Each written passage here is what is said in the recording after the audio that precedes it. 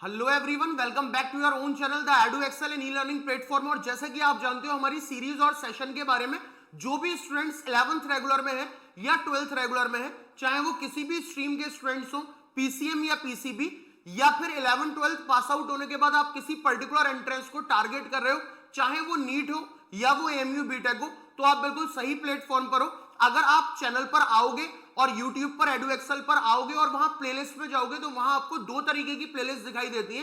एक प्लेलिस्ट जो है वो नीट के नाम से और एक प्लेलिस्ट आपका एमयू बीटेक के नाम से होगी। अगर आप नीट वाले प्लेलिस्ट में जाते हो तो नीट वाले प्लेलिस्ट में आपको जो वीडियोस और लेक्चर्स मिलेंगे वो फिजिक्स, केमिस्ट्री और बायोलॉजी के हैं।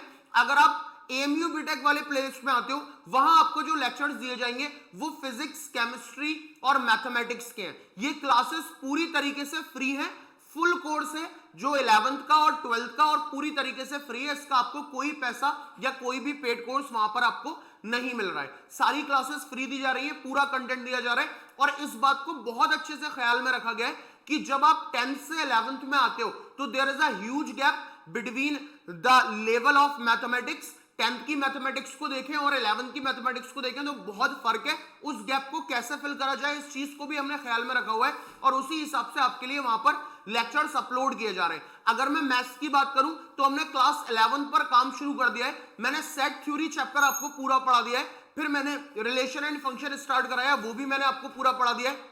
देन हम ट्रिग्नोमेट्रिक फंक्शन पे भी आए, वो चैप्टर भी हमने पूरा कवर कर लिया है। फिर हम कॉम्प्लेक्स नंबर पे आए, वो चैप्टर भी हमने पूरा कवर कर लिया है। और फाइनली हम लोग परमुटेशन एंड कॉम्बिनेशन पर आ चुके हैं। अगर मैं परमुटेशन कॉम्बिनेशन की बात करूं तो उसका सिर्फ एक लेक्चर मैंने लिया है जिसमें मैंने आपको कॉम्बिनेशन के बारे में बताया था। और आज है हमारा part number 2 permutation and combination का, जिसमें प्रॉपर्टीज ऑफ कॉम्बिनेशन डिस्कस करेंगे।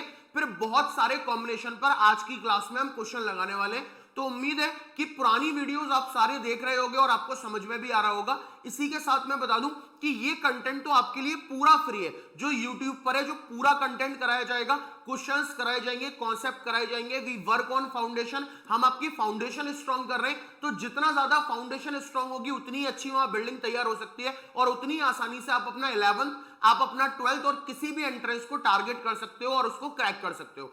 लेकिन वो सारी क्लासेस फ्री ऑफ कॉस्ट हैं। इसके बावजूद भी अगर आपको ऐसा लगता है कि ये क्लासेस आपके लिए एनफ नहीं है, या आपके डाउट्स आ रहे हैं, या आप चाहते हो कि आपको नंबर ऑफ क्वेश्चंस और ज्यादा कराए जाएं, डीपीटी, पीपीटी रोज सॉल्व कराई जाए किसी पर्टिकुलर चैप्टर की, और आप एक टेस्ट सीरीज भी चाहते हो कि हफ्ते में आपका एक टेस्ट भी हो जितना पढ़ाया जा रहा है, तो ये सारी चीजें पेड कोर्सेज में अवेलेबल होंगी।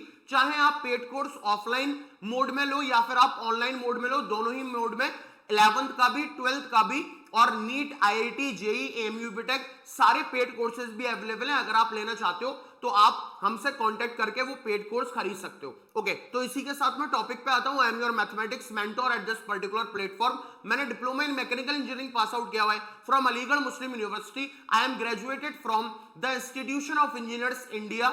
आई am also chartered engineer from institution of engineers India. I am also associate member of the institution of engineers India. मेरे बारे में और जानने के लिए you can search me on Google as well as on YouTube as the best teacher of the quantitative aptitude in Aligarh. Okay, तो अगर हम बात करें आज के टॉपिक पर, तो बेटा आज का हमारा जो टॉपिक है वो है permutation and combination part number 2। और आज हम डिस्कस करने वाले हैं properties of combination. Properties of combination, combination की कुछ इंपॉर्टेंट प्रॉपर्टीज डिस्कस करेंगे और फिर फौरन क्वेश्चंस पे आ जाएंगे। पहली प्रॉपर्टी और सबसे इंपॉर्टेंट प्रॉपर्टी, और उससे पहले जो हमारा कॉम्बिनेशन का फॉर्मूला हुआ करता था, that is nCr is equal to N factorial upon N minus are का फैक्टोरियल इनटू आर का फैक्टोरियल। ये हमारा एनसीआर का फॉर्मूला है, n factorial upon N minus r factorial into r factorial. अब ये फॉर्मूला तो हमने देख लिया है, अब इंपॉर्टेंट प्रॉपर्टीज देखते हैं जिसकी हेल्प से क्वेश्चन करने में हमको ज्यादा आसानी हो जाएगी। Number 1, property number 1, the value of NC0 is equals to 1। Number 2, the value of NC1 equal to n। Number 3, the value of NCn is equals to 1। पहले ये तीन बड़ी बेसिक प्रॉपर्टी समझा दूं, इसके एग्जाम्पल भी साइड में लेकर के चलता हूं। जैसे मैंने लगा 5C0, आंसर इज 1। मैंने लगा 6C0, आंसर इज 1। इसका मतलब क्या है? 5C0 का मतलब है कि आपके पास 5 ऑब्जेक्ट्स अवेलेबल है और 5 में से आप 0 ऑब्जेक्ट को सेलेक्ट करना चाहते हो, तो आपके पास नंबर ऑफ सिलेक्शन कितना है? Answer is 1। ठीक है, तो जब भी NC0 होगा आंसर 1 आएगा, चाहे 5C0 हो, चाहे 6C0 हो, चाहे 99C0 हो, answer is 1। On the other hand NC1 equal to n, इसका मतलब है अगर आप 5C1 की वैल्यू निकालोगे तो आंसर 5 आएगा, अगर आप 6C1 की वैल्यू निकालोगे तो आंसर 6 आएगा। Okay, NC1 equal to n होता है ना, यानी 5C1 equal to 5, 6C1 equal to 6। यहीं पर NCn की वैल्यू 1 होगी, यानी 5C5 equal to 1, 6C5 is also equal to 1। तो इस तरीके से ये 3 बहुत बेसिक फंडामेंटल आइडेंटिटीज हैं जो हमें याद होनी चाहिए। इसके बाद थोड़ा एडवांस की तरफ बढ़ते हैं। अगर आप NCR करते हो, NCR, that will exactly equal to NCn minus R। NCR is exactly equal to NCn minus R। इस प्रॉपर्टी का फायदा क्या है? फॉर एग्जाम्पल, इस प्रॉपर्टी का फायदा क्या है? जैसे मैंने आपसे बोला कि 10C2 की वैल्यू कैलकुलेट करके बताओ, तो 10C2 की वैल्यू कैलकुलेट करना हमारे लिए आसान है। That is 10 factorial upon 10 minus 2, n minus r करोगे तो 10 minus 2 is 8 factorial into 2 factorial. इसको खोलोगे तो this will become 10 into 9 into 8 factorial divided by 8 factorial into 2। 8 factorial से 8 फैक्टोरियल कैंसिल, 2 5 10 और 9 5 45। आंसर कितना आ गया? 45 वेज आ गए। अगर 10C2 का मतलब है 10 में से 2 ऑब्जेक्ट सेलेक्ट करना चाहता हूं तो मेरे पास 45 वेज है। अब अगर 10C2 को आपने सॉल्व करा तब भी आंसर आपका 45 आया। अगर आप ये प्रॉपर्टी देखो तो NCR मतलब 10C2 is equal to 10C n minus r. n minus are का मतलब हो गया 10 माइनस 2, दैट इज 8। अब 10C8 की वैल्यू भी यही आएगी, चेक कर लो। 10 factorial n minus r, 10 minus 8 2 factorial into are factorial 8 factorial. तो ये और ये दोनों सेम आ रहा है, यानी इसका आंसर भी कितना आएगा? 45 वेज ही इसका आंसर आना है। 45 वेज ही इसका आंसर आना है। तो याद रखिए NCR is equal to NCn minus r होगा। कब ये प्रॉपर्टी हेल्पफुल होती है? अभी तो सिर्फ मैंने समझाया है कि भाई जो वैल्यू 10C2 की होगी वही वैल्यू 10C8 की होगी, लेकिन कैसे इसका यूज है, कब ये हमारे काम में आएगी, वो चीज अभी समझाऊंगा प्रॉपर्टीज खत्म होने पर। एक एग्जांपल मैं इसका और लेता हूं। जैसे मैंने बोला 6C2, अब 6C2 का आंसर जो भी आएगा वो एग्जैक्टली इक्वल होगा 6C, 6 माइनस 2 इज 4। तो 6C2 और 6C4 की वैल्यू एग्जैक्टली सेम होने वाली है। जैसे मैंने लिया 12C4, तो 12C4 की वैल्यू एग्जैक्टली इक्वल होने वाली है 12C। 12 में से 4 गया 8, तो चाहे आप 12C4 निकालो चाहे आप 12C8 निकालो, आंसर एक ही आएगा, यानी NCR will be equal to NCn minus r. This is property number 4। तो प्रॉपर्टी नंबर 1 2 3 4 ये चारों बड़ी बेसिक प्रॉपर्टीज हैं। एक बार दोबारा रिपीट कर रहा हूं। एक तो NC0 की वैल्यू 1 होती है, NCn is also 1, NC1 is equal to n, NC1 कितना हो जाता है n, और NCR is equal to NCn minus r. Example से देखोगे तो ज्यादा क्लैरिटी आएगी। इसके बाद हम आगे प्रॉपर्टी डिस्कस करते हैं, उससे पहले please pause the video and note it down.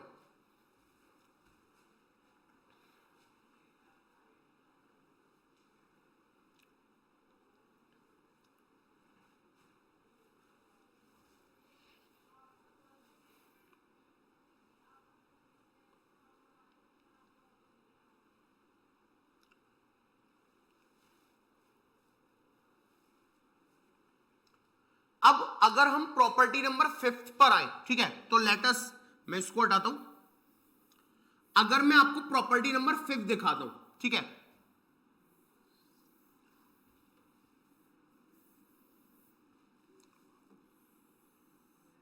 Property number 5 that is what कि if N C x is equal to N C Y. अगर N C x is equal to N C Y आपको कहीं दिख रहा है तो इसके दो मतलब हो सकते हैं, या तो x is equal to Y होगा या फिर x plus Y equal to N होगा। याद रखिएगा, अगर कहीं भी आपको n C x is equal to N C y दिख रहा है तो इसके दो मतलब है, या तो x is equal to Y होगा या x plus Y equal to N होगा। फॉर एग्जाम्पल अगर मैंने लिखा 10c6 is equals to 10c4, 10c6 is equal to 10c4। देखो इसको फॉलो कर रहा है, ncx 10c6, ये चेंज नहीं करा मैंने, 10 चेंज नहीं करा, ठीक है, सिर्फ ये चेंज करें इज इक्वल टू 10c4। अगर मैंने ऐसा कर दिया तो इसका मतलब क्या है कि या तो x is equal to Y होगा या तो x is equal to Y होगा, ठीक है, या तो x is equal to Y होगा या x plus Y equal to N होगा। अब देखो अगर मैं यहां पर मान लो y लिख देता हूं, अब ज्यादा ठीक है, जैसे 10c6 is equal to 10cy है तो इसका मतलब है या तो y इक्वल टू 6 होगा, है ना, या फिर इन दोनों का सम इक्वल टू 10 होगा, y इक्वल टू 4 आएगा। चेक कर लो, बोल रहा है y इक्वल टू 6 भी हो सकता है या फिर y इक्वल टू 4 भी हो सकता है, तो बात सही है भाई। 10c6 इज इक्वल टू, अगर y इक्वल टू 6 हो गया तो वो तो 10c6 से इक्वल ही होगा, अगर 4 हो गया तो 10c4। मैंने अभी आपको ये वाली प्रॉपर्टी लगाना सिखाई थी कि ये NCR is equal to NCN minus R है, चाहे आप इसकी वैल्यू लगा लो चाहे आप इसकी वैल्यू लगा लो, दोनों वैल्यू सेम आएगी। तो याद रखिएगा अगर NCX is equal to NCY है तो इसके दो मतलब है, या तो x is equal to Y होगा या x plus Y equal to आपको n देगा। उम्मीद है क्लैरिटी आ गई होगी। Please pause the video and note it down.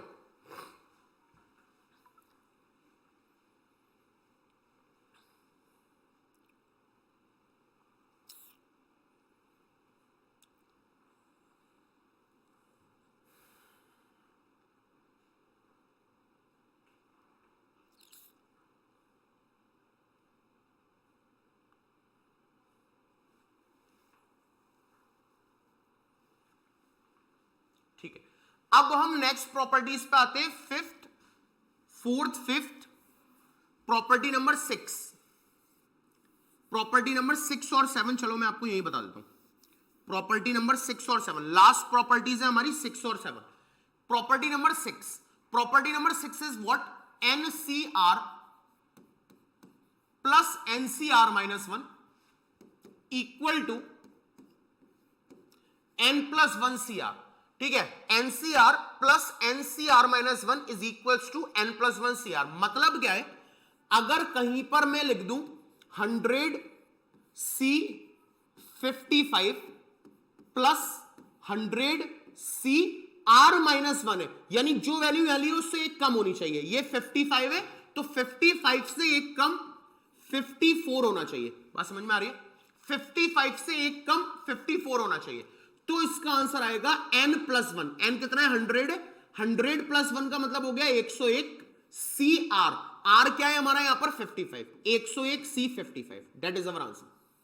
ठीक है, तो ये भी हमारी प्रॉपर्टी इंपॉर्टेंट है, इंपॉर्टेंट प्रॉपर्टी है। क्वेश्चन डायरेक्ट इस प्रॉपर्टीज पर आते हैं।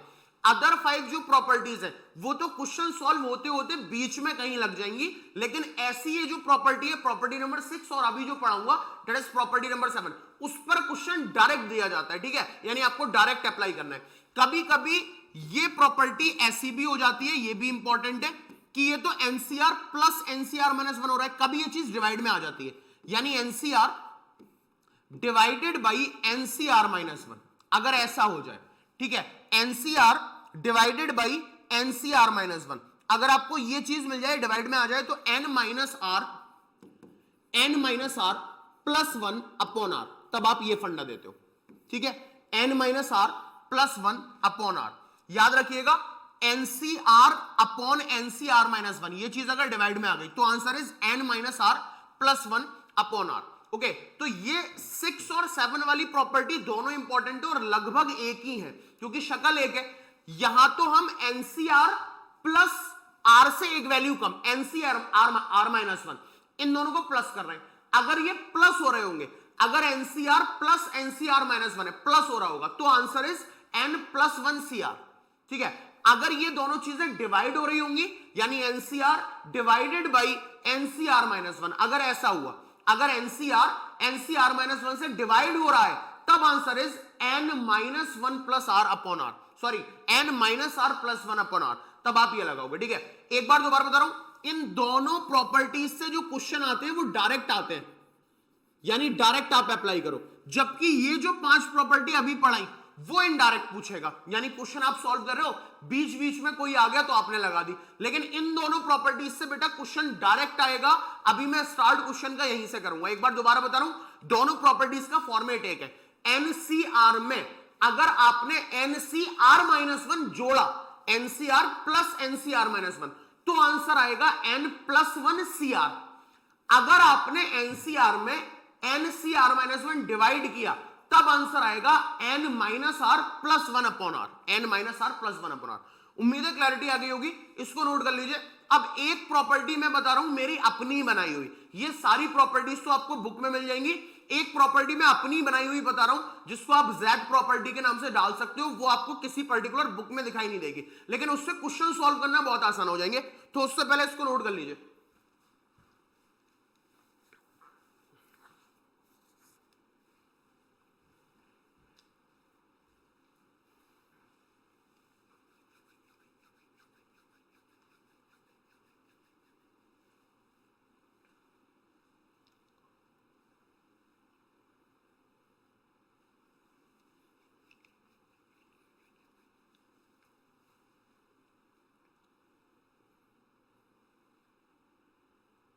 ओके, तो अब ये तो हो गई हमारी सारी बुक वाली प्रॉपर्टी।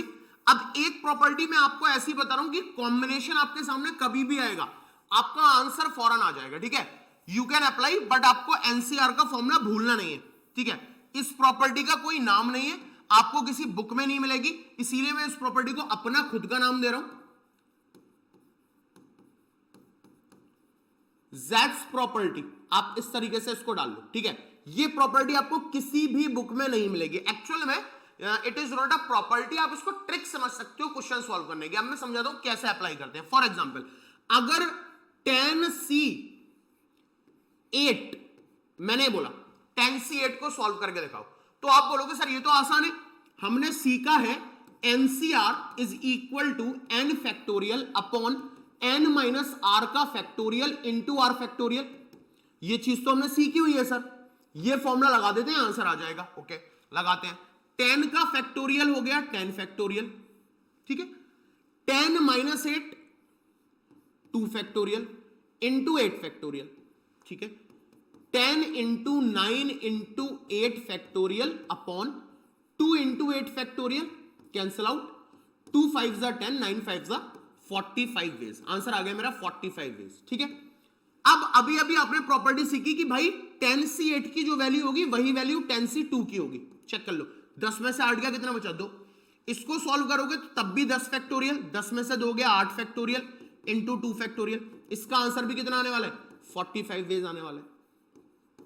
ठीक है, अब प्रॉपर्टी मैं क्या बताना चाह रहा हूं, मेरी वाली जो प्रॉपर्टी है उसके लिए आपको फॉर्मूला लगाने की जरूरत नहीं है, आपका आंसर 45 आ जाएगा डायरेक्ट। कैसे आएगा देखो, मान लो सवाल आया 10C2, आपको आंसर क्या करना है, this is numerator side, this is denominator side. Okay, ऊपर 10 है ना और नीचे 2 है, 10 से स्टार्ट करना है। ठीक है, और 10 को रिड्यूस करते जाना है। 10 इंटू 10 में से एक रिड्यूस करा, कितना आया 9, रुक गया। ऊपर सिर्फ 2 नंबर क्यों लिए, क्योंकि यहां 2 है। ठीक है, अब 2 को लिखूंगा 1 से बढ़ाते बढ़ाते जब तक 2 ना आ जाए, 1 इंटू 2। एक बार दोबारा बता रहा हूं, 10C2 है, न्यूमरेटर अपॉन डेनोमिनेटर, 10 को डिक्रीज करा तो 10 में से एक गया 9 आया, बस मैंने 9 तक रोक दिया, क्योंकि नीचे 2 है इसीलिए मुझे ऊपर 2 नंबर चाहिए, और 2 को बढ़ाया 1 इंटू 2, ये हो गया 2 5 10, 9 5 45। ठीक है, मैंने बोला 10C3 की वैल्यू निकालो, तो अब आप कहोगे सर नीचे 3 है यानी ऊपर 3 नंबर आने चाहिए, 10 इंटू 9 इंटू 8, 1 से बढ़ा के जब तक 3 ना आ जाए, 1 इंटू 2 इंटू 3, ठीक है। 2 4 जा 8, 3 3 जा 9, 4 3 जा 12, आंसर आ गया 120। कोई फॉर्मूला नहीं, ठीक है। अब मैं मान लो मैंने बोला मुझे जरा 15C13 की वैल्यू बताओ, 15C13। अब आप बोलोगे सर ये ट्रिक लगाना तो हमें बहुत लेंथी पड़ेगी। कोई लेंथी नहीं पड़ेगी। आप इसके लिए क्या करो, आपको 15C13 चाहिए ना, आप जानते हो NCR is equal to NCN-R होता है। यानी आपसे अगर मैं पूछ रहा हूं 15C13 निकालना, तो आप मत निकालो, आप बोलो सर इसकी जो भी वैल्यू आएगी वो 15 में से 13 गया, 2 बचा, वो 15C2 के बराबर होगी, है ना। अब 15C2 की वैल्यू आसानी से निकाल लो, 15 इंटू 14, बस 2 पे रुक गए क्योंकि नीचे 2 है, 1 इंटू 2, 2 7 14, आंसर 105 आ गया, ठीक है। तो ये है Z प्रॉपर्टी जिससे आप क्वेश्चन आसानी के साथ सॉल्व कर सकते हो। एक और एग्जांपल मैं दे रहा हूं, जैसे मैंने दिया 6C3 की वैल्यू निकालो, तो नीचे 3 है, यानी ऊपर न्यूमरेटर में 3 नंबर आएंगे, 6 5 4 और 1 इंटू 2 इंटू 3, 3 2 जा 6, 5 4 जा 20। उम्मीद है ये प्रॉपर्टी आपको समझ में आ गई होगी। अब आपकी मर्जी, आप इससे सवाल सॉल्व करो या वो लंबा चौड़ा सा फॉर्मूला लगाओ। मैंने क्योंकि समझा दिया है तो मैं बार बार इससे सवाल सॉल्व करूंगा, आप एनसीआर वाला फॉर्मूला लगा सकते हो अगर आपको क्लैरिटी इसमें नहीं आई है। तो अब वक्त है क्वेश्चन पे आने का। क्वेश्चंस करते हैं based on combination, important questions करेंगे, प्रैक्टिस करेंगे और फिर आगे बढ़ेंगे। उससे पहले प्लीज इसको नोट कर लीजिए।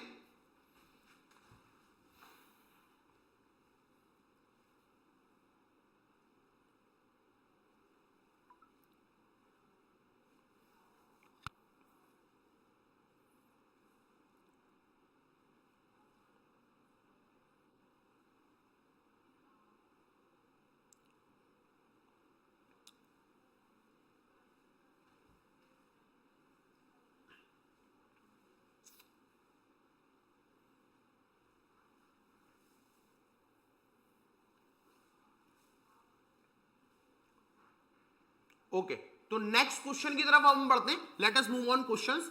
उम्मीद है प्रॉपर्टीज समझ में आ गई होंगी आपके। अब इनका यूज करके क्वेश्चन देखेंगे।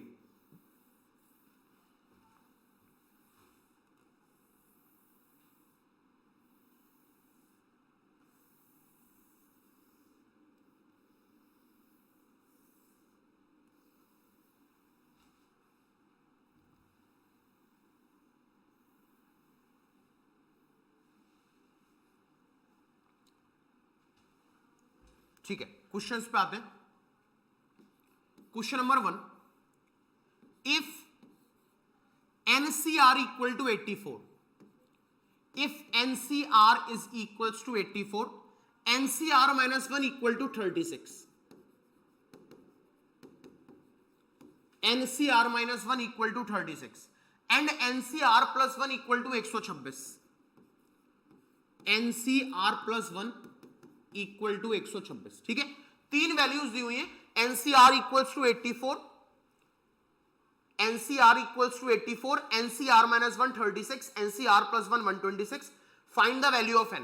आपको क्या है, आपको n की वैल्यू बतानी है कितनी होगी, ठीक है। तो मैं जो बोल रहा था ना कि 2 प्रॉपर्टी आपके लिए इंपॉर्टेंट है, डायरेक्ट क्वेश्चन मिलते हैं, वो ये है। अब प्रॉपर्टी देखो, हमने पढ़ा था कि भाई NCR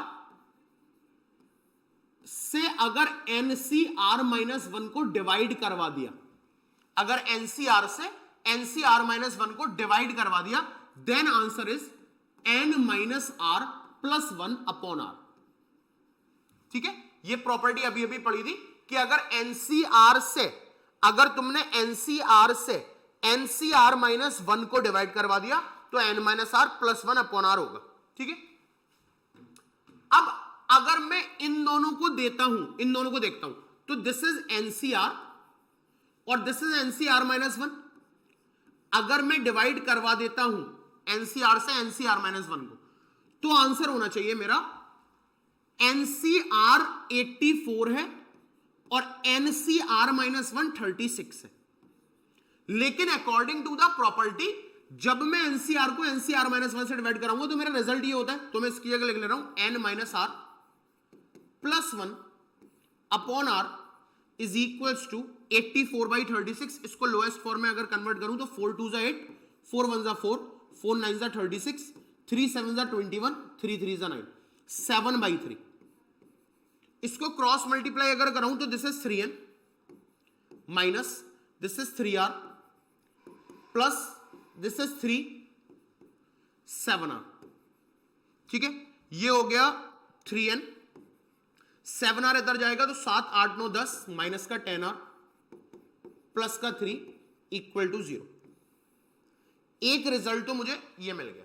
ठीक है, इन दोनों को लेकर अब सेम चीज जरा देखो गौर से, इसमें और इसमें भी तो अप्लाई हो सकती है, क्योंकि प्रॉपर्टी क्या है, अगर ऊपर एनसीआर है तो नीचे फिर एनसीआर माइनस वन होना चाहिए, यानी आर इधर है तो इधर आर से एक कम होना चाहिए, आर से एक कम। ओके, तो अगर बहुत ध्यान से देखें, आर से एक कम होना चाहिए, तो अगर मैं इसको ले लेता हूं आर प्लस वन को, तो आर प्लस वन से एक कम ये नहीं है, आर प्लस वन से एक कम ये है, यानी N C R plus one को ले लिया मैंने, है ना।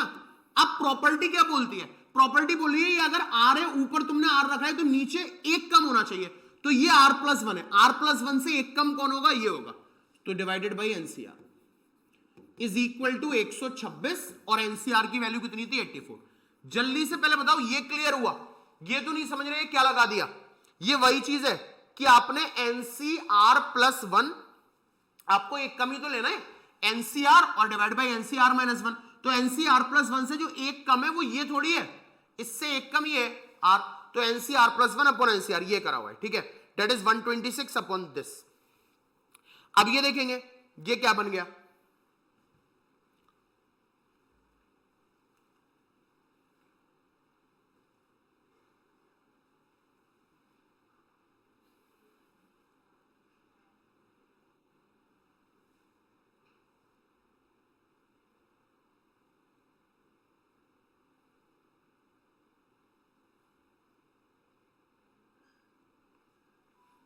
इस बात में कंफ्यूजन क्रिएट नहीं होना चाहिए कि ये क्या कर दिया, ये और ये प्रॉपर्टी एक ही है, इस चीज की क्लैरिटी ले लो, क्योंकि प्रॉपर्टी जो है ना वो ऊपर एनसीआर है और नीचे एक कम है, तो अगर मैं एनसीआर प्लस वन लेता हूं तो एक कम जो है वो मेरा एनसीआर होगा, बस दैट्स इट, वो चीज है। अब अगर ऊपर मेरा एनसीआर है और नीचे मेरा एनसीआर माइनस वन है, तो मेरा प्रॉपर्टी होती है N minus R plus one upon R. ठीक है, N minus R plus one upon R. अब देखो इसके अकॉर्डिंग भी प्रॉपर्टी मेरी यही होगी, N minus R plus one upon R. इसको लिखना कैसे, इसको लिखेंगे कैसे, इसको हम लिखें, ये बोल रहा है N minus R plus one upon R. Okay, तो एन माइनस आर, ये वाला आर कर रहा है प्लस वन, तो अगर इसमें मैं अप्लाई करूं तो एन माइनस आर, आर मेरा कितना है, आर प्लस वन है ना, N minus R plus one upon R, upon में ये वाला आर आ गया। ठीक है, तो अपॉन में मेरा यही वाला आर आ जाएगा, that is R plus one. देखो ये क्या बना, ये हो गया मेरा N minus R minus one plus one upon R plus one, तो plus one minus one cancel, यानी इस प्रॉपर्टी को लगाने के बाद ये मेरा आ गया N minus R upon R plus one equal to 126 upon 84, 126 upon 84। एक इक्वेशन यहां से आपको एन और आर में मिल जाएगी, एक इक्वेशन ये एन और आर में आ गई, दो इक्वेशन दो वेरिएबल में आ गई, हम एन का भी आंसर दे सकते हैं और आर का भी आंसर दे सकते हैं। तो इसका आंसर आप मुझे कमेंट सेक्शन में बताओगे कि दोनों इक्वेशन सॉल्व करके एन की वैल्यू क्या आ रही है और आर की वैल्यू भी क्या आ रही है, प्रॉपर्टीज कैसे अप्लाई करना है। उम्मीद है ये समझ में आ गया होगा। Let us move on question number next.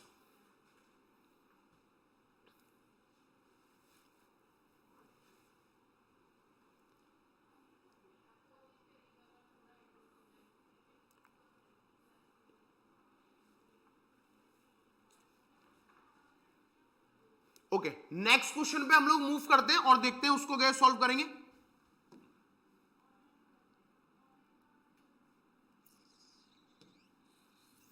चलो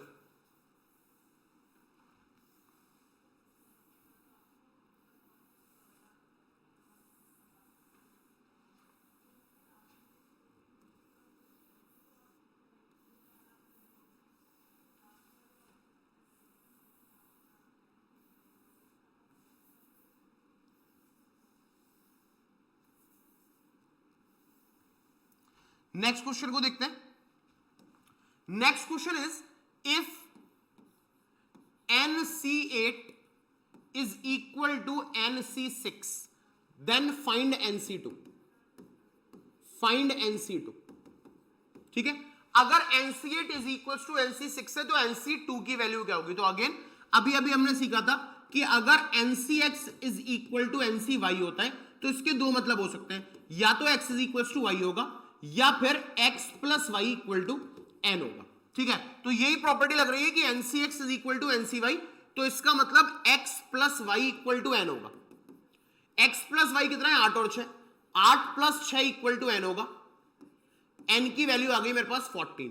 अब NC2 मतलब 14C2. आप चाहो तो फॉर्मूला लगाओ, चाहो तो ज़ेस प्रॉपर्टी लगा लो. 14 into 13 divided by 1 into 2. 2 7 14. Answer is 91. उम्मीद है क्लैरिटी आ गई होगी. Please pause the video and note it down.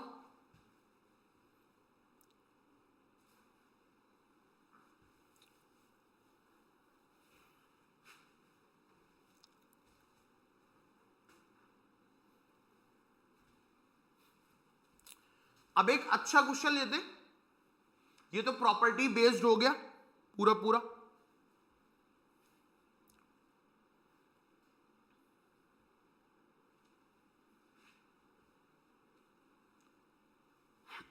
Okay,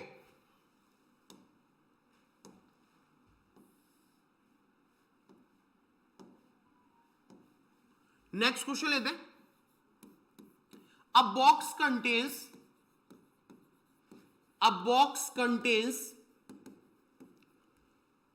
2 white 3 black, 2 white 3 black,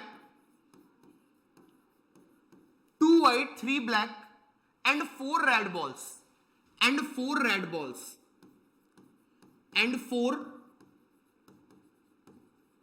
red balls. आपको बताना है the number of ways of selecting 3 balls, the number of ways of selecting 3 balls,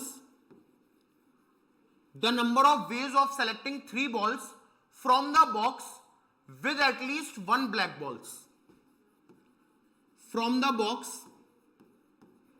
with at least 1 black ball, 1 black ball. ये हमारा सवाल है. ठीक है, with at least 1 black ball, की कम से कम एक ब्लैक बॉल तो आ ही जाए. अब इस क्वेश्चन को करने से पहले थोड़ा सा मैं क्लैरिटी दे दूं आपको. एटलीस्ट में और एटमोस्ट में, एटलीस्ट का मतलब होता है ये मेरी कंडीशन है कि मुझे एटलीस्ट 1 ब्लैक बॉल चाहिए. ठीक है, अब क्वेश्चन देखो क्या बोल रहा है. क्वेश्चन बोल रहा है कि तुम्हारे पास एक बॉक्स है, तुम्हारे पास एक बॉक्स है, उस बॉक्स के अंदर 2 वाइट बॉल्स है, 2 वाइट बॉल्स है. ओके, 3 ब्लैक बॉल्स है, 3 ब्लैक बॉल्स है एंड 4 रेड बॉल्स है. ठीक है, 4 रेड बॉल्स है. बहुत ध्यान से समझेंगे. ओके, अब आपको number of ways of selecting बताने हैं, मतलब कॉम्बिनेशन का सवाल है. सिलेक्शन के वेज पूछ रहा है, डेट इज कॉम्बिनेशन. अब कंडीशन क्या है? इन क्वेश्चन में एक कंडीशन दी हुई होती है, डेट इज अवर कंडीशन. आपको उस पर ध्यान देना है. ये कंडीशन है. ठीक, एटलीस्ट 1 ब्लैक बॉल, कम से कम एक ब्लैक बॉल आ जाए, कम से कम एक ब्लैक बॉल आ जाए. ओके, और आपको number of ways of selecting 3 ball. Select कितनी बॉल करनी है? 3 बॉल सेलेक्ट करनी है. अब चाहते क्या हो कि 3 बॉल सेलेक्ट करो और कम से कम एक बॉल आ जाए. तो देयर आर 3 केसेस कि आपने 3 बॉल निकालनी है. अब कम से कम एक आने का मतलब है या तो एक बॉल ब्लैक आ जाए, या तो 2 बॉल ब्लैक आ जाए, या तो तीनों की तीनों बॉल ब्लैक आ जाए. ठीक है, यानी आप क्या बोल रहे हो कि आप बोल रहे हो कि या तो केस नंबर 1, या तो 1 ball is black, 1 ball is black. ठीक है, case number 2, 2 ball is black, 2 ball is black, या फिर case number 3, 3 ball are black, 3 ball are black. भाई यही तो है एटलीस्ट का मतलब. अगर आप चाहते हो कि आप 3 बॉल उठा रहे हो और एक ब्लैक मिल जाए कम से कम, तो या तो एक ब्लैक मिल जाए या 2 ब्लैक मिल जाए या तीनों की तीनों ब्लैक मिल जाए। नाउ अगर आप एक बॉल ब्लैक चाहते हो तो उसे 3 ब्लैक में से उठाओगे, यानी ये आ गया मेरा 3C1। 2 बॉलें और उठानी है, एंड मल्टीप्लाई बाई वो 2 बॉलें कोई भी कलर की हो हमें नहीं चलेगा, तो वो 2 बॉलें कहां से उठाओगे, इनमें से। ये कितना हो गया, 4 + 2, 4 और 2 कितना हो गया, 6। इन 6 में से उठाओगे, ठीक है, यानी 6C2। बात समझ में आ पा रही है?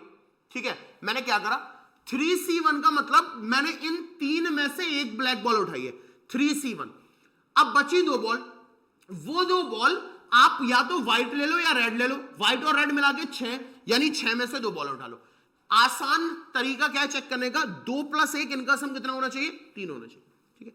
अब आप अगर 2 ब्लैक बॉल लेना चाहते हो तो 2 ब्लैक बॉल 3 में से उठाओगे, 3C2, और एक बॉल जो बची वो इन 6 में से ले लोगे, 6C1, ठीक है। या फिर आप तीनों की तीनों बॉल ब्लैक लेना चाहते हो तो 3 ब्लैक बॉल है, या आप 3C3 करना चाहते हो, 3 में से 3 ले लें, ये केस बनेंगे, ठीक है। अब 3C1, NC1 की वैल्यू n होती है, यानी 3C1 इज 3। 6C2 को Z प्रॉपर्टी से सॉल्व कर रहा हूं, 6 5 1 2, 2 3 जा 6, 5 3 जा 15, ये आ गया 45, ठीक है। इधर आ जाते हैं 3C2। अब 3C2 जो होगा वही तुम्हारा 3C1 होगा, NCR is equal to NCN minus R, है ना। 3C2 की वैल्यू जो होगी वही 3C1 होगी, और 3C1 NC1 है, यानी n, यानी इसका आंसर कितना आएगा, 3 आएगा, यानी 3C2 इज कितना, 3, 6C1 इज NC1 6, ये आ गया 18, 3C3 is NCN, NCN is 1, यानी 3C3 कितना, 1। फाइनल आंसर कितना हो गया, 45 18 और 1, 45 18 और 1, या 18 और 1 19 कर लो, 64 मेरा फाइनल आंसर होगा कि मेरे पास 64 वेज है। यहां रूल ऑफ एडिशन लग रहा है, इनको प्लस करा गया है, या तो ये या तो ये या तो ये, यानी या तो एक ब्लैक बॉल या तो 2 ब्लैक बॉल, या फिर तीनों की तीनों जो बॉल्स हैं वो ब्लैक होंगी, यही एटलीस्ट का मतलब है, क्योंकि एटलीस्ट में एग्जैक्टली वाली चीज तो है ही नहीं। अगर आप बोल रहे हो कि एग्जैक्टली 3 बॉल चाहिए तो इसका मतलब तो ये हो गया कि बॉक्स में से तीनों की तीनों बॉल ले ली, वो चीज नहीं है, ये एटलीस्ट है, यानी कम से कम, यानी कम से कम या तो एक ब्लैक बॉल लोगे या तो 2 ब्लैक बॉल लोगे या फिर तीनों की तीनों ब्लैक बॉल लोगे। ओके, तो उम्मीद है ये क्लैरिटी आ गई होगी। Please pause the video and note it down. एक क्वेश्चन और देखते हैं।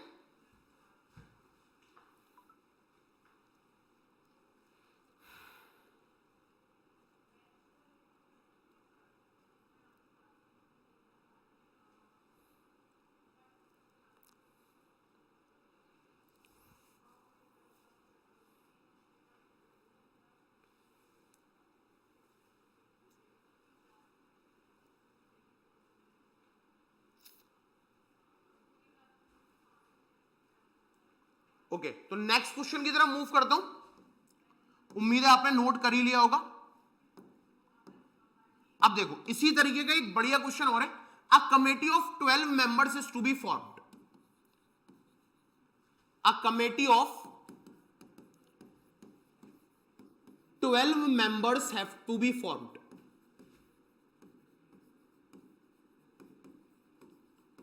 A committee of 12 members has to be formed। 12 members की आपको कमेटी बनानी है, from 9 women and 8 men। From 9 women and 8 men, no women और 8 men में से। Okay, the number of ways of forming the committee, number of ways of forming the committee,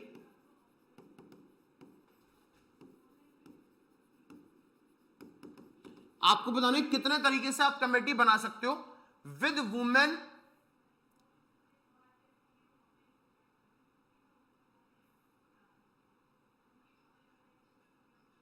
with women, with women in majority, ये condition है। तो इन सवालों में condition भी दी होती है। मैं आपको ये समझाता हूं, देखो सबसे पहले आपको करना क्या है, आपके पास जो अवेलेबल लोग हैं वो 9 वुमेन और 8 मैन है, यानी 9 वुमेन और 8 मैन। आपको कमेटी में मेंबर कितने चाहिए, आपको कमेटी में मेंबर चाहिए 12। कंडीशन क्या है, इतने मेंबर चाहिए, इतने लोग अवेलेबल है। कंडीशन क्या है, वुमेन मेजॉरिटी में होनी चाहिए। वुमेन मेजॉरिटी में कब होंगी, अगर ये तुम्हारे जो 12 मेंबर है, 12 मेंबर्स का मतलब हो गया अगर तुमने 6 मैन और 6 वुमेन कर लिए तब भी मेजॉरिटी नहीं है, इक्वल हो गया। 6 से ऊपर हो, यानी 7 वुमेन हो या तो तब मेजॉरिटी हो गई, या 8 वुमेन हो तब मेजॉरिटी हो गई, या 9 वुमेन हो, या 10 वुमेन हो, या 11 वुमेन हो, या फिर 12 की 12 वुमेन हो। बात समझ रहे हो, मेजॉरिटी का मतलब यह है अगर तुमने 12 में से 6 मैन और 6 वुमेन कर ली तब तुम्हारा आंसर नहीं आ सकता। ओके, अब देखो हमें वुमेन मेजॉरिटी में चाहिए, तो 6 मैन 6 वुमेन तो इक्वालिटी हो गई, 6 मैन और 6 वुमेन तो इक्वालिटी हो गई। वुमेन मेजॉरिटी में चाहिए, नहीं मुझे वुमेन्स को बढ़ाना पड़ेगा, तो मैं 6 से बढ़ा रहा हूं। पहले मैं चाहता हूं कि 7 वुमेन आ जाए, ठीक है, 7 वुमेन आ जाए। 7 वुमेन अगर पहले मैं क्या चाहता हूं कि 7 वुमेन ले लूं, मैं 7 वुमेन तो ले लूं। अगर 7 वुमेन ले रहे हो तो वो वुमेन 9 में से ही तो लोगे ना, मैन में से तो वुमेन सेलेक्ट कर नहीं सकते। 9 वुमेन में से 7 वुमेन सेलेक्ट करोगे, आओ करते हैं। 9C7, अगर 12 में से 7 वुमेन हो चुकी हैं तो 5 मैन लेने पड़ेंगे, या 8 में से सेलेक्ट करोगे। 8C5, चेक करने का तरीका सुन लो, इन दोनों का सम 7 और 5 12 आना चाहिए। 9C7 का मतलब मैंने 9 में से 9 वुमेन जो थी 7 ले लिया, और 8C5 का मतलब जो 8 मैन थे उसमें से मैंने 5 मैन ले लिए। एक केस तो मेरा ये आएगा, सॉल्व बाद में करेंगे। एक केस तो मेरा ये आ गया, ठीक है। अब मैं 8 वुमेन ले सकता हूं क्या, क्या मैं 8 वुमेन ले सकता हूं क्या, ये चेक कर लेते हैं। 8 वुमेन कहां से लोगे, 9 में से, यानी 9C8, ठीक है। अगर 8 वुमेन लेनी तो 12 मेंबर में 8 हो गई वुमेन, बचे 4 मैन होंगे। वो मैन कहां से लोगे, यहां 8C4, चेक करने का तरीका 8 और 4 12। दूसरा केस आ गया ये, क्या मैं 9 वुमेन ले सकता हूं, 9 वुमेन ले लूं 12 में से। भाई वुमेन कितनी है, 9, 9 में से 9 सेलेक्ट करनी है, 9C9, और मैन कितने हैं 8, 8 में से 3 सेलेक्ट करने पड़ेंगे, 9 और 3 कितना हो गया 12, ठीक है, ये भी ले सकते हैं। अब क्या मैं ये केस ले सकता हूं कि 10 वुमेन हो जाए, ये भी तो मेजॉरिटी है, 10 वुमेन हो जाएंगी और अपने 2 मैन हो जाएंगे, ले सकते हैं। बट वुमेन हमारे पास सिर्फ 9 ही अवेलेबल है। अब अगर 9 वुमेन अवेलेबल है और आप चाहते हो 9 में से 10 सेलेक्ट करना, तो कैसे करोगे, नहीं कर सकते, है ना। या आप चाहते हो 11 वुमेन हो जाए, वो भी नहीं कर सकते, क्योंकि वुमेन है तो भैया 9 ही, तो इसका मतलब 10 वुमेन 11 वुमेन 12 वुमेन वाले केस आपके नहीं आएंगे, क्योंकि हमारे पास वुमेन है ही 9। तो ये 3 केस आ रहे हैं मेरे पास, केस नंबर 1, केस नंबर 2 और case number 3। Let us solve, इसको सॉल्व करते हैं। 9C7 Z ट्रिक से कर रहा हूं, 9C7 की जगह मैं सॉल्व करूंगा 9C2 को। बात समझ में आ रही है, क्योंकि 9C7 की वैल्यू 9C2 के ही बराबर होगी। 9C2 का मतलब हो गया 9, 8, 1 और 2, 2 4 8, 9 4 36, और 8C5 की जगह, 8C5 की जगह मैं सॉल्व करूंगा 8C3 को, ठीक है। 8C3 का मतलब हो गया 8, 7, 6, 1, 2, 3, 3 2 6, 8 7 56, ये हो गया 36 इंटू 56। इधर आ जाते हैं 9C8, मैं 9C8 को सॉल्व नहीं कर रहा, मैं सॉल्व करूंगा 9C, 9 में से 8 गए 9C1 को, और 9C1 में NC1 लग रहा है, NC1 N होता है, तो 9C1 कितना हो गया 9 हो गया, ठीक है। तो ये हो गया मेरा 9। 8C4 को सॉल्व करता हूं, डेट इज 8, 7, 6, 5, 1, 2, 3, 4, 3 2 6, 4 2 8, 5 2 10, 10 7 70। इधर आ जाते हैं 9C9, 9C9 से NCN 1, और 8C3 की वैल्यू ये रही 56, ये आ गए। तो ये मेरा बना, आओ इसको चेक करते हैं, ये मेरा बना डेट इज 36, ये हो गया मेरा 36, यानी 36 into 56, 2016, this is 2016, this is 9 7 63, 630, और ये हो गया 56। एडिशन करना है, यानी 2016 आया एक केस, दूसरा केस आया 630, तीसरा केस आया 56, 6 और 6 12, 1 और 2 1 कैरी, 5 6 7 8 9 10, 0 1 कैरी, 6 और 1 7, 2702। यानी आपके पास जो वेज होंगे वो वेज कितने होंगे, 2702। तो फाइनल आंसर मेरा कितना आएगा, 2702 वेज है। उम्मीद है कैलकुलेशन समझ में आ गई होगी और केस समझ में आ गए होंगे कि अगर मुझे वुमेन मेजॉरिटी में चाहिए तो 6 मैन और 6 वुमेन तो ले नहीं सकता, ये तो बराबर हो गए, 6 से ज्यादा लेनी पड़ेंगी। तो इधर मैंने 7 वुमेन ली, अब 12 में से अगर 7 वुमेन ली है तो 5 मैन ले लिए, है ना। इधर मैंने 8 वुमेन ली, 12 में से 8 अगर वुमेन ले लिए तो 4 मैन ले लिए। 9 वुमेन लिया, 12 में से 9 वुमेन ले लिया है तो 3 मैन लिए। 10 वुमेन ले नहीं सकता क्योंकि अवेलेबिलिटी कितनी है, 9 है। तो ये 3 केसेस बने, हमने सॉल्व करा, हमारा आंसर आया। अब नेक्स्ट क्लास में परमुटेशन को इंट्रोड्यूस करेंगे, लेकिन उससे पहले कुछ सवाल, एक सवाल या 2 सवाल दोबारा कॉम्बिनेशन के करेंगे ताकि आपको क्लैरिटी आ जाए। उम्मीद है आपको समझ में आया होगा, वीडियो पसंद आई होगी। अगर वीडियो पसंद आई है तो लाइक कर दीजिए, चैनल को सब्सक्राइब कर लीजिए और जितना ज्यादा हो सके उतना ज्यादा शेयर कीजिए। और ये जो भी आपको लेक्चर्स प्रोवाइड करे जा रहे हैं इसकी कोई कॉस्ट नहीं है, इट इज टोटली फ्री। पूरा 11th पूरा 12th आपके लिए फ्री है, क्योंकि हम बिलीव करते हैं फाउंडेशन पे। आपका फाउंडेशन जितना स्ट्रांग होगा उतनी ही स्ट्रांग वहां पर बिल्डिंग तैयार होने वाली है। इसके अलावा अगर आप और ज्यादा डाउट सॉल्विंग चीजें चाहते हो कि आप डाउट सॉल्व कर सको, नंबर ऑफ क्वेश्चन हमारे साथ ज्यादा सॉल्व कर सको, तो आप हमारे पेड कोर्स ले सकते हो, ऑफलाइन और ऑनलाइन दोनों मोड में। फर्दर इंफॉर्मेशन के लिए आप ऑफिस में कॉन्टेक्ट कर सकते हो, जो नंबर्स नीचे दिए जा रहे हैं वहां पर कॉल कर सकते हो। Thank you very much.